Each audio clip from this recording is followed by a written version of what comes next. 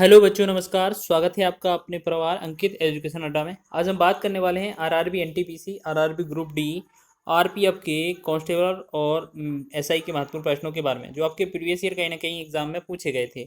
और ये सेट हमारा 27वां है आज, और इसमें क्षेत्रमिति से रिलेटेड आपको सम चतुर्भुज या चतुर्भुज से रिलेटेड क्वेश्चन मिलने वाले हैं इस वीडियो में। इससे पहले हमने त्रिभुज के 2 पार्टों में कवर किए हुए हैं, उसके बाद वर्ग आयत भी करेंगे कवर, और फिर वृत्त भी कवर करने वाले हैं। ठीक है, ये क्षेत्र मिति में आज हमारा चतुर्भुज से संबंधित क्वेश्चन होगा। अब यहाँ पर लिखा है एक समचतुर्भुजाकार मैदान की भुजा 122 मीटर है, इसके एक विकर्ण की लंबाई 240 मीटर है, मैदान का क्षेत्रफल मीटर स्क्वायर में क्या होगा। तो सबसे पहले समचतुर्भुज होता क्या है, इस तरीके का होता है समचतुर्भुज। ठीक है, इसमें जो दो विकर्ण होते हैं वो एक दूसरे को परस्पर 90 डिग्री पर ये आपस में काटते हैं। अब आपसे बोला जाए, अगर आपसे बोला जाए कि यहाँ पर बोला गया है कि प्रत्येक भुजा की लंबाई 120 है, यानी कि इसका 120 है, ये भी भुजा 120 है, पूरा 120 भुजाएं दी गई हैं। ठीक है, सभी भुजाएं 120 हैं। अब बोला गया है एक जो विकर्ण की लंबाई है 240 है। अगर मान लेते हैं इस पूरे विकर्ण की लंबाई 240 है, तो आधा विकर्ण कितना हो जाएगा, ये 120 का हो जाएगा, ये भी 120 का हो जाएगा। ठीक है, फिर अगर आपसे ये लंब इसमें पूछा जाए, ठीक है, अगर ये आपसे पूछा जाए तो आपका ये कितना हो जाएगा। यहाँ पर सॉरी, ये क्या है, मिस्टेक लिखा है, यहाँ पर 122 थी। यहाँ पर देखो, दोबारा से लिखकर बता देते हैं। यहाँ पर जो भुजा थी वो 122 थी, 122, 122, 122। ठीक है, और जो आपका विकर्ण है टोटल 240 का है, तो यहाँ 120 हो जाएगा, तो यहाँ भी 120 हो जाएगा। अब मान लेते हैं इसकी वैल्यू हमें ज्ञात करनी है, तो आपको याद रखना है ट्रिपलेट का कि 122 और 120, यानी कि 122 और 120 के साथ जो ट्रिपलेट बनेगा यहाँ पर वो बनेगा 22। ठीक है, तो आपको याद रखना है यहाँ पर जो x का वैल्यू आएगा वो 22 आ जाएगा। ठीक है, अब यहाँ 22 आएगा तो यहाँ पर भी 22 ही होगा। तो हम कह सकते हैं कि जो D1 होगा वो 22 और 22 डबल कितना हो जाएगा, 44, 22 22 44 हो जाएगा। और D2 जो हो जाएगा वो कितना होगा, D2 तो दिया ही है हमें 240, या हम इसको पहला मान सकते हैं, इसको दूसरा मान सकते हैं, या दूसरा पहला कोई भी मान सकते हैं। ठीक है, और समचतुर्भुज का जो क्षेत्रफल होता है वो होता है 1/2 गुणे में D1 गुणे में D2, ये आपका फॉर्मूला होता है। 1/2 गुणे में D1 का मान है 44, D2 का मान है 240। इसे हम भाग करेंगे 2 से, 22 बार चलाएगा, 22 दूनी 44। अब 22 का 240 में गुणा करना है, तो जीरो तो रहेगा ही रहेगा, 2200 की 88 8 हासिल हो जाएगा, और 22 दूनी 44 और 8 कितना हो जाएगा, 52। तो ये 52 बनेगा, 52 80 इस क्वेश्चन का राइट आंसर हो जाएगा। ऑप्शन नंबर सी इसका सही है। ठीक है, क्षेत्रफल का फॉर्मूला याद रख लेना, और याद रखना कि जो समचतुर्भुज होता है उसमें ये ट्रिपलेट बहुत काम आती है। तो आपको देखो यहाँ पर ये जो ट्रिपलेट है, दोबारा से बता देते हैं ट्रिपलेट को। ट्रिपलेट में करना क्या होता है, जैसे यहाँ पर आपकी भुजा की लंबाई 122 थी, एक आधा विकर्ण कितना 120 का, इधर 120 का था। अब इन तीनों में एक ट्रायंगल बनता है, ये 90 डिग्री का ट्रायंगल बन जाता है। तो अगर हमें इसमें से ये वैल्यू निकालनी होती है तो हम क्या करते हैं, कर्ण माइनस करेंगे, क्योंकि कर्ण तो दिया ही है। तो यहाँ पर 122 का स्क्वायर निकालते, फिर माइनस 120 का स्क्वायर निकालते, तो ये हो जाता 1884, माइनस का ये हो जाता कि 14400। ठीक है, फिर इसे हम घटाते तो ये हो जाता, फिर ये कितना हो जाता यहाँ पर 484। ठीक है, और ये जो था आपका लंब, यहाँ पर एक्स स्क्वायर की वैल्यू हो जाती यहाँ पर एक्स की। इसे हम जब अंडरआउट करते तो ये हमारा आधा विकर्ण निकल आता, तो अंडरआउट करते तो कितना हो जाता 22। तो इस प्रकार हमने वो डायरेक्ट ही ट्रिपलेट का मान रख लिया था। तो इस प्रकार इसमें ट्रिपलेट का ज़्यादा यूज होता है, याद रखना। अगला क्वेश्चन है, उस समचतुर्भुज का क्षेत्रफल ज्ञात कीजिए जिसके विकर्णों की लंबाइयाँ इतना दी है। तो आपको पता है 1/2 गुणे में को क्या होता है, D1 गुणे में D2। जो विकर्ण होते हैं वो D1 और D2 से दर्शाए जाते हैं, तो ये आपका क्षेत्रफल होता है। तो बिल्कुल 1/2 लिखेंगे, D1 का मान 48 लिखेंगे, और D2 का मान 64 लिखेंगे। ठीक है, अब 2 से डिवाइड करेंगे, ये हो जाएगा 2 दूना 4 और 2 चौके 8। तो 24 का गुणा करना है हमें 64 में। ठीक, तो हम क्या करते हैं, 24 का गुणा कर देते हैं, 24 चौके 96 हो जाएगा, और 24 चौके 96 हासिल कितना हो जाएगा, 9। ठीक, और 24 छक्का 144, और 144 में अगर जोड़ते हैं 9 तो 153 हो जाएगा। ठीक है, तो ये 1536 जो बनेगा स्क्वायर मीटर, ये आपका बी ऑप्शन सही हो जाएगा। तो आपको याद रख लेना है समचतुर्भुज का क्षेत्रफल जो होता है वो 1/2 गुणे विकर्णों का गुणनफल होता है या D1 D2 का गुणा होता है। एक समलंब चतुर्भुज का क्षेत्रफल 1792 सेंटीमीटर स्क्वायर है। इसकी समांतर भुजाओं के बीच की लंबवत दूरी को हम h से डिनोट करते हैं, ये 28 है। और यदि समांतर भुजाओं में से एक की लंबाई 72 है तो दूसरी भुजा की लंबाई क्या होगी। तो आपका जो समांतर चतुर्भुज का क्षेत्रफल होता है वो 1/2 ब्रैकेट में a प्लस बी और गुणे में h बराबर में क्षेत्रफल हो जाएगा। तो क्षेत्रफल कितना है 1792 है। ठीक है, अब हम क्या करेंगे 1/2 लिखेंगे, फिर ब्रैकेट में ए का वैल्यू हम मान लेते हैं यहाँ पर कितना दिया है 72। तो 72 समांतर भुजाएं होती है। यहाँ पर जो ए और बी है ना ये समांतर भुजाएं हैं। 72 प्लस बी का पता नहीं है तो यहाँ पर बी का बी ही लिखा रहने देंगे। ठीक है, गुणा में जो एच है, एच को हम क्या लिखेंगे, तो एच को 28 लिखा है तो 28 लिखेंगे। ठीक, बराबर में इसी 28 लिखेंगे। फिर क्या करते हैं 1792 दिया है, 2 एकम 2, 2 से काटेंगे 14, 14 बार जाएगा। अब 14 से इस दूसरी तरफ काटेंगे, 14 एकम 14, 14 एकम 14, 3 39 हो जाएगा, 14 दूनी 28 हो जाएगा। ठीक है, 28 हो जाएगा, फिर 11 बचेगा, 112 बन जाएगा। तो 14 अट्ठे 112 हो जाएगा।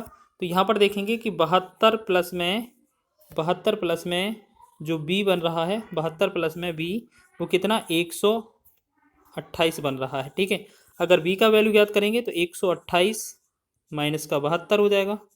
ठीक, 72 को कम करेंगे तो 8 में से 2 गया 6, 12 में से 7 गए 5, तो कितना 56 बचा जो दूसरी भुजा की लंबाई हो जाएगी। बस आपको ये क्या है, ये पहला वाला लाइन है, उसको याद रखना है कि समलंब चतुर्भुज का क्षेत्रफल पूछा जाए तो 1/2 ब्रैकेट में a प्लस बी गुणा में h होता है, या क्या कह सकते हैं हम 1/2 ब्रैकेट में समांतर भुजाओं का योग गुणा ऊंचाई होता है। h को हम ऊंचाई को लंबवत दूरी भी बोल सकते हैं दोनों समांतर भुजाओं के बीच की। ठीक है ना, चलिए आगे बात करेंगे हम नेक्स्ट तीसरे प्रश्न की।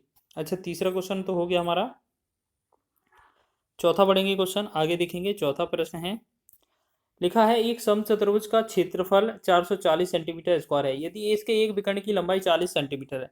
मान लेते हैं ये आपका समचतुर्भुज है। ठीक है, यहाँ पर आपको क्या करना होता है कि जो एक विकर्ण है, विकर्ण की लंबाई 20 सेंटीमीटर है टोटल। अगर 20 सेंटीमीटर है अगर विकर्ण की लंबाई, तो ये आधा विकर्ण यहाँ पर 10 होगा, यहाँ पर भी 10 होगा। ठीक है ना, और उसका क्षेत्रफल कितना दिया है, बोला गया है कि 440 है। अच्छा, दूसरे विकर्ण की लंबाई ज्ञात करना है, तो क्या ये तो थोड़ा आसान है। यहाँ पर देखेंगे आपको क्या रखना है, ये समचतुर्भुज बना लेना है। यहाँ पर क्या है, ये समचतुर्भुज बना लेंगे। यहाँ पर एक डी जो है जो डायगोनल है विकर्ण है, एक तो हमारा 20 हो जाएगा टोटल, ये वाला डी वाला। ठीक है, ये जो D1 है इसका मान हो जाएगा 20। इधर से ये D2 है, इसका हमें मान ज्ञात करना है तो D2 ही लिखा रहने दो या x लिख लो। ठीक है, लेकिन इसका क्षेत्रफल जो है, क्षेत्रफल का फॉर्मूला लिखेंगे 1/2 गुणे में D1 का मान 20 हो जाएगा, गुणे में D2 को हम x लिखेंगे। तो ये क्या है, क्षेत्रफल का फॉर्मूला हो गया। और क्षेत्रफल कितना दिया है 440, तो 440 बराबर में लिखेंगे 2 एकम 2 हो जाएगा, 2 से 2 दशमलव 20 हो जाएगा, एक 10 से 10 कटेगा, एक 0 कट जाएगा, तो x का जो वैल्यू आ रहा होगा वो 44 बनेगा। तो x क्या है हमारा 44 हो जाएगा, ये दूसरा विकर्ण 44 हो जाएगा। बस आपको क्या है, ये क्षेत्रविधि बहुत ही आसान होती है, बस उसका जो है फॉर्मूला याद होना चाहिए। उस समलंब चतुर्भुज का क्षेत्रफल वर्ग इकाई में ज्ञात कीजिए जिसकी समांतर भुजाओं की लंबाई 3 इकाई और 5 इकाई है, इनकी समांतर भुजाओं के बीच की न्यूनतम दूरी 6। तो बीच की जो न्यूनतम दूरी होती है उसे हम h से डिनोट करते हैं। आपको होता है समलंब जो चतुर्भुज का क्षेत्रफल है इसका क्षेत्रफल ज्ञात करेंगे, समलंब का क्षेत्रफल। तो डायरेक्ट ही लिख देते हैं। यहाँ पर क्या होता है 1/2 ब्रैकेट में a प्लस बी हो जाएगा गुणे में h। तो अभी क्या लगाया कि 1/2 लिखेंगे, ब्रैकेट में समांतर भुजाएं क्या क्या है 3 और 5 इकाई, मतलब 3 प्लस का 5, और गुणे में जो h है या न्यूनतम दूरी है वो 6 है। 2 से ऐसे काटेंगे, 2 एकम 2, 2 तिया 6 हो जाएगा। तो 5 और 3 जोड़ा 8 गुणे में 3, तो 8 का 3 में गुणा करेंगे कितना हो जाएगा 24। तो 24 वर्ग इकाई जो होगा इस क्वेश्चन का राइट आंसर होगा ऑप्शन नंबर ए विकल्प। चलिए आगे बढ़ेंगे, अगला क्वेश्चन देखेंगे। नेक्स्ट क्वेश्चन है हमारा कि एक समांतर चतुर्भुज की ऊंचाई उसके संगत आधार से दोगुनी है। समानांतर चतुर्भुज का क्षेत्रफल 288 मीटर स्क्वायर है। समांतर चतुर्भुज की ऊंचाई ज्ञात कीजिए। मान लेते हैं जो उसकी समांतर चतुर्भुज है उसका जो फॉर्मूला होता है वो 1/2 समांतर चतुर्भुज का क्षेत्रफल होता है आधार गुणा ऊंचाई, यानी कि आधार गुणे में ऊंचाई।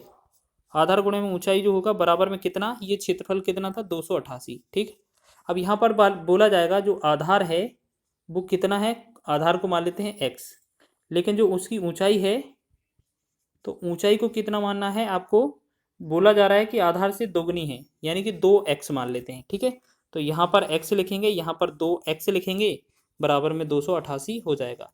इस 2 से काटेंगे, 2 से एक बार, 2 से 144 हो जाएगा। तो यहाँ पर x का गुणा x स्क्वायर, तो x स्क्वायर का वैल्यू जो है 144 है, तो x का ये जो वैल्यू निकालेंगे तो इसका वर्गमूल 12 आ जाएगा। यानी कि अब हमें पता चल गया जो x का वैल्यू है वो 12 है। लेकिन आपसे पूछा क्या है, ऊंचाई। ऊंचाई को हमने क्या माना था 2x, यानी कि 2 × में कितना 12, 2 गुणे में 12 का गुणा करेंगे हम तो कितना होगा 24। तो 24 इसका राइट आंसर होगा, ऑप्शन नंबर डी। चलिए आगे बढ़ेंगे नेक्स्ट क्वेश्चन की ओर। नेक्स्ट क्वेश्चन देखते हैं।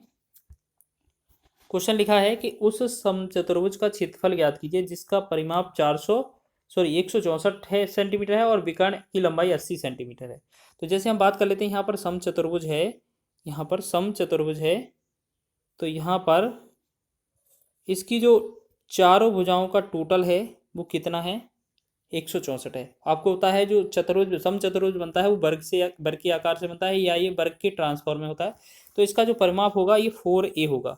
4a बराबर जो वैल्यू दिया है हमें 164 दिया है। जब 4 से डिवाइड करेंगे तो 4 चौके 16, 4 एकम 4, यानी कि जो भुजा की लंबाई आएगी वो कितना आ जाएगी 41। चलिए हमने देखा एक भुजा की लंबाई जो आ गई वो कितना आ गई 41 आ गई।